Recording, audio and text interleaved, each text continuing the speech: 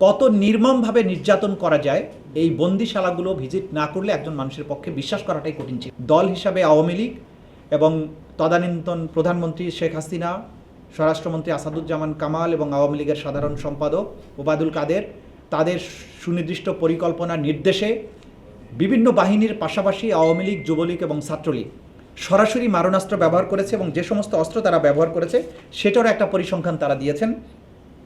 শটগানের গুলি ছিল 12%, পিস্তলের গুলি ছিল 20%, মিলিটারি রাইফেলের গুলি ছিল 66% অর্থাৎ, এবং অন্যান্য অস্ত্রের আঘাত ছিল 20%।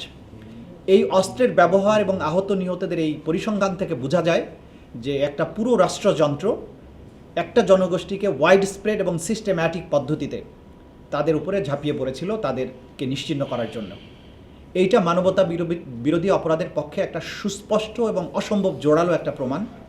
এই প্রমাণটি আন্তর্জাতিক অপরাধ ট্রাইব্যুনালের তদন্ত সংস্থার মাধ্যমে একটা এভিডেন্স হিসাবে ট্রাইব্যুনালে আসবে এবং যেহেতু জাতিসংঘ এটি বিশ্বের সবচাইতে বড় এবং সর্বজন গ্রহণযোগ্য একটা সংস্থা, তাদের এই রিপোর্টটা সম্পূর্ণ ইম্পার্শিয়াল, কোনো দলের দ্বারা প্রভাবিত হয়ে হয়নি। তারা আমাদের সাথেও কথা বলেননি, তারা অপরাধীদের সাথে কথা বলেছেন, ভিকটিমদের সাথে কথা বলেছেন এবং যেখানে কথা বলা দরকার সেগুলো সেই জায়গায় কথা বলেছেন। সুতরাং এটা অকাট্য দলিল প্রমাণ হিসাবে এই আদালতে ব্যবহার করা যাবে এবং সেটা আমরা ব্যবহার করব বলে আপনাদের জানাচ্ছি। দ্বিতীয় যে বিষয়টা নিয়ে আজকে আপনাদেরকে বলবো সেটি হচ্ছে যে আয়নাঘর অর্থাৎ গোপন যে নির্যাতন কেন্দ্র, টর্চার সেল এবং বন্দিশালা গত 15 বছর ধরে সাবেক সরকার সিস্টেম্যাটিক পদ্ধতিতে বাংলাদেশের ভিন্ন মতকে দমন করার জন্য নির্যাতন, গোপনে হত্যা এবং গোপনে বন্দি করার যে একটা কালচারে পরিণত করেছিল সেটা উন্মোচিত হয়েছে। মাননীয় প্রধান উপদেষ্টা গতকালকে 3টি প্রধান গোপন বন্দিশালায় পরিদর্শনে গিয়েছিলেন এবং সেখানে গিয়ে আমরা সেখানে গুম কমিশন, বিশ্বের বিভিন্ন দেশের সাংবাদিক এবং আমরা আন্তর্জাতিক অপরাধ ট্রাইব্যুনালের চিফ প্রসিকিউটর, তদন্ত সংস্থার সমন্বয়ক, আমরা সহ এটা ভিজিট করেছি।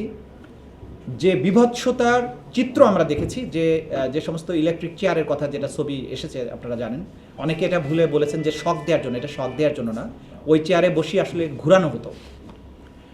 একটা চেয়ারকে বসিয়ে যখন হাত পা বেঁধে দিয়ে ঘুরানো হয় কি পরিণতি হতে পারে আপনারা সেই বিভৎসতা কল্পনা করতে পারেন। একটা মেয়ে নারী ভিকটিমের কথা আমরা শুনেছি, তা একটা 11 বছরের মেয়ে, তাকে তার মা সহ গ্রেপ্তার করা হয়েছিল, তুলে নেওয়া হয়েছিল। আসলে তার মাকে তার সামনে হাত করা বেঁধে পুলিশ সদস্যরা তাকে নির্যাতন করেছে, কান্নাকাটি করেছে। সে মোটা ছিল, তার ভেতরে হাত করাটা কেটে মাংসের মধ্যে বসে গেছে। 11 বছরের বাচ্চাটা পাশেই একই জায়গায় বেঁধে রাখা হয়েছে, চোখ বেঁধে রাখা হতো। বাথরুম করতে গেছে, হাত করা খুলে দেয়নি মহিলা, তার মেয়ে 11 বছরের মেয়ে তখন তাকে সাহায্য করেছে, তার হাত করাটা খুলে দিয়েছে। একটা 11 বছরের বাচ্চা সহ একটা নারী রেহাই পায়নি, পুরুষ সদস্যরা তাকে নির্যাতন করেছে এবং ওই মা আজও ফিরে আসেনি। আমরা ধারণা করছি তাকে হয়তো হত্যা করে তার লাশ কোথাও ভাসিয়ে দেওয়া হয়েছে। সেই মেয়েটা কিন্তু আইডেন্টিফাই করেছে কোন জায়গায় কোন কর্নারে তাকে রাখা হয়েছিল, কিভাবে তাকে নির্যাতন করা হয়েছে দেখিয়েছেন। 3টি ডিটেনশন সেন্টারে বন্দিরা যারা ছিলেন তাদের মধ্যে উল্লেখযোগ্য 2 জন বা 3 জন করে বন্দিরা গিয়েছিলেন। তারা আইডেন্টিফাই করেছেন কোন জায়গায় তাকে বেঁধে রাখা হতো, কোন বাথরুমে তাকে নেওয়া হয়েছে, কি কি যন্ত্রের সাথে তাকে টর্চার করা হয়েছে।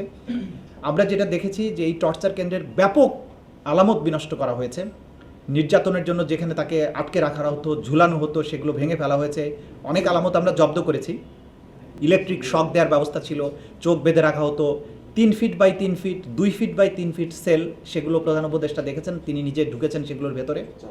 অর্থাৎ একটা মানুষকে পৈশাচিক পদ্ধতিতে কত নির্মমভাবে নির্যাতন করা যায় এই বন্দিশালাগুলো ভিজিট না করলে একজন মানুষের পক্ষে বিশ্বাস করাটাই কঠিন ছিল।